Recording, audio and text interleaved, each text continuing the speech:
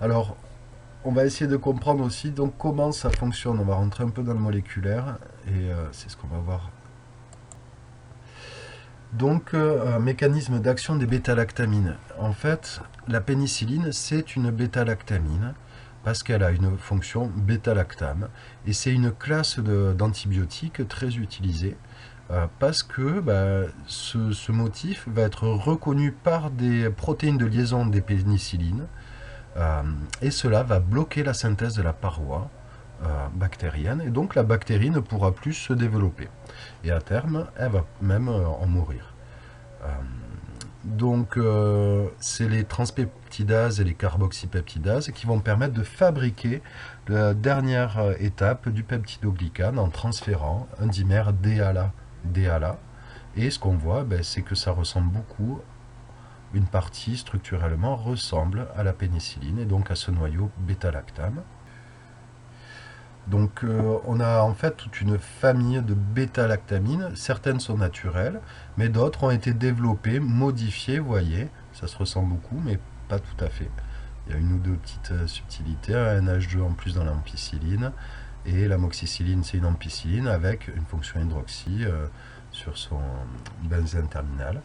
Euh, et donc, ces pénicillines vont pouvoir par exemple, traverser la membrane externe des bactéries gram-moins et inhiber aussi leur synthèse des peptidoglycanes. Alors désolé, il y a un petit souci avec la pénicilline. Et là, c'est un peu faux, en fait, c'est avec l'amoxicilline. On l'associe à un acide clavulanique et on va voir un peu son effet à cet acide clavulanique. Et enfin, parmi les résistances donc aux antibiotiques de la classe des bêta-lactamines, on a l'apparition d'une enzyme, la bêta-lactamase. Et cette enzyme, elle va hydrolyser l'antibiotique au niveau du noyau bêta-lactame et donc ça va inactiver l'antibiotique. Donc une bactérie qui exprime cette enzyme va être résistante à l'antibiotique puisqu'elle va le détruire. Donc pour le schéma, c'est pas si facile. Moi, je vous fais une proposition, mais qui est pas parfaite. Alors on a ces PLP, là j'ai représenté PLP enzymes, qui vont reconnaître leur substrat naturel, le dipeptide DHA. Donc elles vont s'y lier et faire une petite réaction pour fabriquer la paroi bactérienne de peptidoglycane. Et donc la croissance bactérienne va très bien fonctionner. La pénicilline et les bêta-lactamines en général ressemblent beaucoup aux peptides DHA et donc vont se fixer sur l'enzyme et la bloquer, inhiber son action.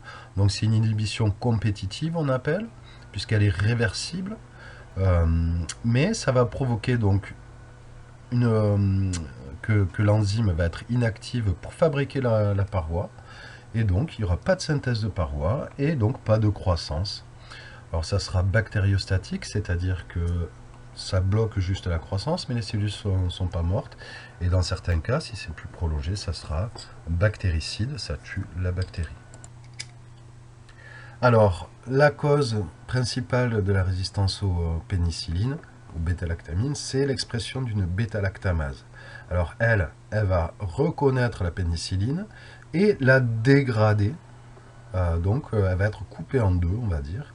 Donc, l'antibiotique est dégradé et il ne va pas pouvoir bloquer la synthèse du peptidoglycane. Donc, il y aura résistance à l'antibiotique.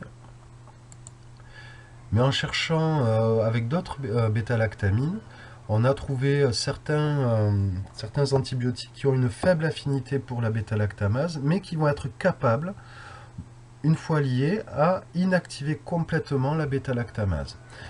Donc là, on va inhiber avec notamment l'acide clavulanique la bêta-lactamase et donc la pénicilline ne sera plus dégradée grâce à cet inhibiteur de l'enzyme et donc la bactérie va redevenir sensible à la pénicilline ou à l'amoxicilline. Alors voilà, donc on aurait dû réaliser un antibiogramme en milieu liquide. Là, la différence, c'est que au lieu de créer un gradient de de concentration par diffusion en gel. Là, on crée des dilutions successives en cascade de l'antibiotique en milieu liquide et on va inoculer un bouillon.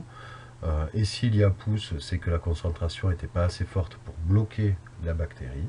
Et s'il n'y a pas pousse, cette concentration est supérieure à la CMI, donc la bactérie est. Donc rapidement, il nous faut, on est encore sur les mêmes risques, hein. Les antibiotiques peuvent causer des allergies, les souches utilisées comportent un risque biologique. Donc là, j'avais fait un changement entre ampicilline et pénicilline. Là, vous voyez la petite erreur, mais on va soit faire une dédilution en cascade avec l'antibiotique seul, soit avec l'antibiotique plus l'acide clavulanique qui est censé bloquer la bêta-lactamine. Donc ici il y avait une première question, comment on pouvait réaliser une dilution de la suspension? Alors premièrement, on fait le même inoculum, la même suspension Macfarlane 0,5 à partir des colonies, et on va la diluer. Le but du jeu, c'est d'avoir un inoculum qui est ni trop ni pas assez chargé, on va dire, et on va faire ça dans du bouillon Müller-Hinton, encore une fois. Donc là, je demandais de calculer la dilution. Combien ça fait la dilution quand on met 50 microlitres dans 5 ml? Donc vous avez le calcul à droite, D est égal à V initial sur V final, sans unité microlitre sur microlitre, donc je passe mes 5 ml en microlitres, donc 50 sur 5000, là on n'est pas obligé de calculer, on n'a plus qu'à laisser 1 sur 100, donc on a bien une dilution au centième. Donc il fallait rendre compte de ces résultats sous forme d'un tableau. Déterminer la CMI de l'ampicilline, pénicilline, ampicilline, en présence d'acide clavulanique à partir de ces résultats, et conclure sur la cause probable de la résistance aux bêta-lactamines. Alors voici les résultats obtenus, ça c'est ce que j'avais fait dans mes manipulations préparatoires. Donc ce qu'on voit dans la partie du haut, c'est juste la gamme de dilution de l'amoxicilline en base 2, donc c'est-à-dire qu'on a mis 50 microlitres de diluant du puits 2 à 9, et on a passé 50 microlitres d'amoxicilline à 10 grammes par litre, on l'a dilué au demi, on a mis 50 microlitres dans le puits numéro 2, on reprend 50 microlitres qu'on repasse dans le puits d'après, donc on fait une dilution qu'on appelle en cascade, où entre chaque puits on va diviser par 2 la concentration. Donc assez vite on arrive à une concentration assez basse, et là ce qui manque c'est un témoin négatif où il n'y a pas d'antibiotique. Ensuite on rajoute partout 50 microlitres de la bactérie dans le milieu Müller-Hinton, et comme on peut le voir en bas, la souche de Dorian, ni chaud ni froid, on voit comment elle pousse. On voit une accumulation de bactéries après incubation au fond du puits. Donc ce qu'on voit ici, c'est que à toutes les dilutions de l'amoxicilline, la souche de référence, elle est bien sensible, alors que la souche de Dorian, ni chaud ni froid. Donc ensuite, la même chose a été réalisée en utilisant de l'acide clavulanique en plus. Donc cet acide clavulanique bloque l'action de la bêta-lactamase, donc ce qui rend l'amoxicilline active. Elle n'est plus dégradée. Donc pour la souche de référence, on ne voit pas de différence, elle était déjà sensible à l'ampicilline. Et pour la souche de Dorian, on voit que pour les puits 1, 2, 3 et 4, il n'y a pas de pousse. Ça veut dire quoi? Ça veut dire qu'à ces concentrations d'amoxicilline, elle a été inhibée, et notamment l'acide clavulanique a bloqué la bêta-lactamase, donc ça a rendu finalement la souche sensible entre les deux. Donc c'est la même chose sous forme de tableau de résultats que vous pouvez faire comme ceci. Et ce qu'on va pouvoir conclure, on va lire en bas, c'est que la CMI de l'amoxicilline sur la souche de Dorian en présence d'acide clavulanique est comprise. Donc cette concentration qui va suffire à bloquer la croissance, elle est comprise entre 0,625 et 1,25 g par litre d'amoxicilline. Donc on ne peut pas y donner une valeur exacte, on sait que c'est entre ces deux valeurs. C'est au-dessus de 0,625 puisque ça poussait, mais c'est inférieur à 1,25. Donc on a cette petite imprécision, mais on a quand même, il manque une virgule ici,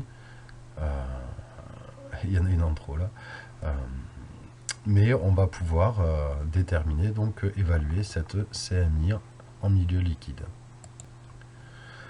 Et enfin, ben, on va essayer de proposer, donc on va conclure quand même, si l'acide clavulanique a inhibé, a réversé la résistance de la bactérie, c'est que finalement il y avait bien une bêta-lactamine qui empêchait, une bêta-lactamase, pardon, qui a empêché l'action des bêta-lactamines sur les PLP. Donc on a une petite idée. Et je vous rappelle qu'il y a plusieurs manières d'avoir ces gènes. Et on va regarder le dernier document qui va nous ouvrir un peu sur une partie de la biotechnologie assez importante. Ça touche la santé, mais c'est aussi ces découvertes-là qui ont permis de faire le génie génétique, en gros, quand même. Ça et la PCR, ça a été deux grandes avancées et dont on verra plus tard l'importance.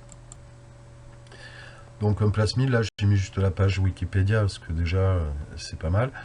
Donc je vous rappelle, dans une bactérie, on a un grand chromosome circulaire, l'ADN bactérien, et on peut aussi avoir en plus des ADN circulaires de beaucoup plus petite taille et qui vont exprimer des gènes. Donc on peut même les retrouver chez Saccharomyces cerevisiae, c'est un peu différent, mais on les retrouve aussi. Donc ces plasmides peuvent aussi, en plus, s'intégrer dans l'ADN bactérien. Donc ça, c'est encore autre chose. Mais voilà, ces plasmides sont vecteurs d'un nouveau caractère, c'est-à-dire qu'ils rendent, par exemple, résistants à un antibiotique, par expression la bêta-lactamase, par exemple. Merci, je vous remercie pour votre attention et bon courage, à très bientôt.